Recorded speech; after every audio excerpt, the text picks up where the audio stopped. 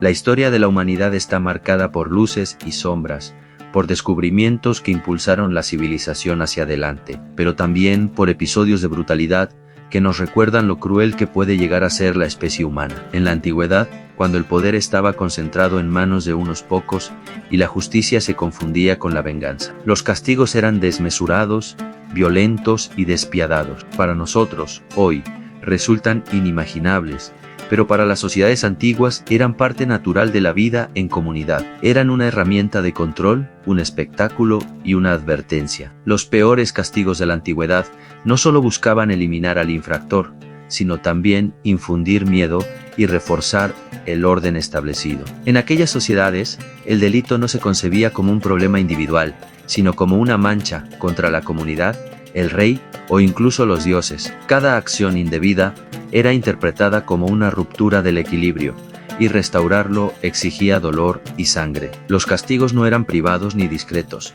eran públicos y teatrales. La gente debía presenciar la condena para grabar en su memoria el precio de la desobediencia. Y así, a través del sufrimiento de unos pocos, se aseguraba la obediencia de muchos. Uno de los castigos más brutales que conocemos es el empalamiento, utilizado con frecuencia en la antigua Asiria. Los asirios eran temidos en todo el Próximo Oriente por la ferocidad de sus ejércitos, pero también por la crueldad de sus penas. Cuando conquistaban una ciudad rebelde, no se conformaban con tomarla, empalaban a sus líderes frente a todos. El condenado era atravesado con una estaca de madera afilada que atravesaba lentamente el cuerpo. Luego, la estaca era fijada en el suelo y el cuerpo quedaba erguido, agonizando durante horas, a veces incluso días. Este castigo era más que un suplicio físico.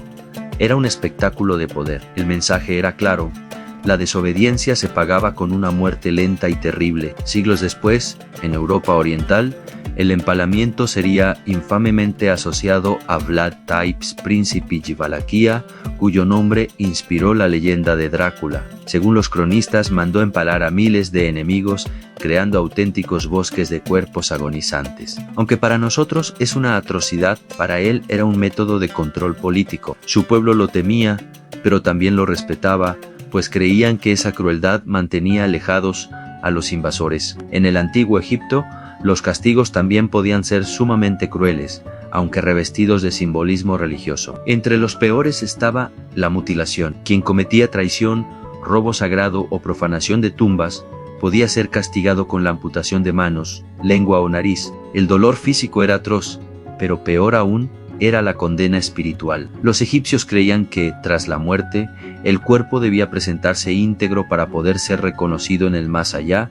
y superar el juicio de Osiris. Un cuerpo mutilado significaba la condena eterna, la imposibilidad de alcanzar la vida después de la vida. El castigo, por tanto, era doble en este mundo y en el otro. En Grecia, cuna de la filosofía y la democracia, también existieron formas de tortura que rozaban lo inimaginable. El escafismo era uno de los más espeluznantes. El condenado era colocado entre dos estructuras de madera, como si fueran dos medias canoas, dejando al descubierto la cabeza, los brazos y las piernas. Su cuerpo era embadurnado con miel y leche, lo que atraía a moscas, hormigas y parásitos. Durante días, la víctima agonizaba bajo el sol, cubierto de insectos que devoraban su piel, mientras sufría infecciones y una lenta descomposición en vida. Los griegos, que tanto hablaban de la gloria y la razón, también creían que este tipo de castigos eran necesarios para quienes traicionaban a la polis. El Imperio Romano llevó la teatralidad del castigo a otro nivel.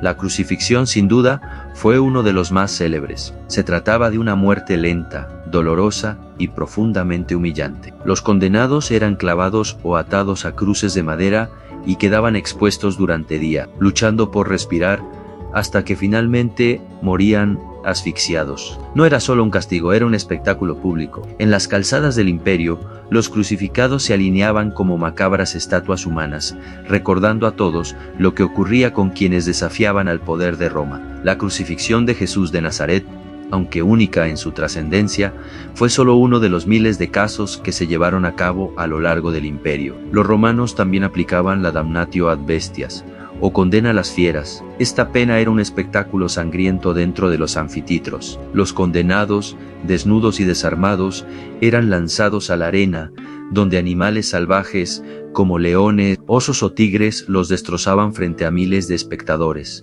Lo que hoy nos resulta abominable, en la antigua Roma era entretenimiento de masas, un espectáculo en el que se mezclaban justicia y diversión. Ver morir al condenado no solo saciaba el morbo del público, también reforzaba la idea de que Roma tenía el poder de decidir sobre la vida y la muerte. En Mesopotamia, el Código de Hammurabi establecía penas que hoy nos parecen excesivas, pero que entonces eran vistas como justas. El principio de ojo por ojo, diente por diente, implicaba que el castigo debía ser proporcional al daño causado. Sin embargo, esa proporcionalidad era brutal. Quien dañaba a otro perdía un miembro, quien robaba podía ser quemado vivo o ahogado. El objetivo no era la reinserción del criminal, sino el restablecimiento del equilibrio social a través del sufrimiento. En la China imperial, los castigos alcanzaron un nivel de refinamiento macabro. El Inqi, o pena de los 1000 cortes, fue quizá uno de los peores. La víctima era amarrada mientras un verdugo experto realizaba cientos de cortes pequeños,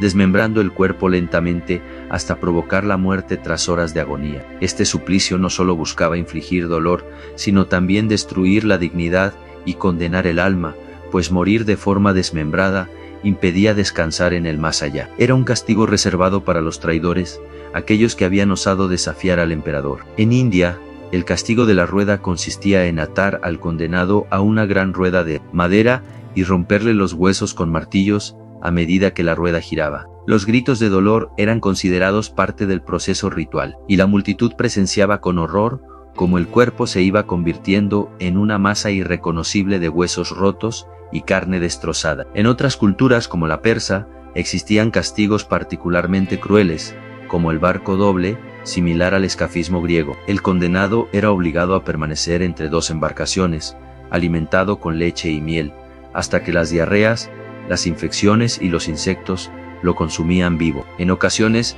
este suplicio podía prolongarse más de una semana. En Babilonia y otras culturas del cercano Oriente, el fuego era utilizado como castigo ritual. Ser quemado vivo no solo era una muerte atroz, sino también un símbolo de purificación. Para los jueces y sacerdotes, las llamas borraban la mancha del delito y devolvían el orden al cosmos. Sin embargo, para las víctimas, era el sufrimiento más intenso imaginable, un final de gritos, humo y cenizas. Incluso los castigos psicológicos tenían un peso enorme en la antigüedad. El exilio era una de las penas más duras en Grecia y Roma. No implicaba dolor físico inmediato, pero sí la pérdida de la identidad, de la familia y de los dioses tutelares. Era en cierto modo una muerte en vida. Para muchos, ser condenado al exilio era peor que la ejecución, pues significaba ser borrado de la memoria de la comunidad. Estos castigos vistos en conjunto muestran hasta qué punto la crueldad estuvo normalizada en la antigüedad. No se trataba solo de eliminar a los culpables,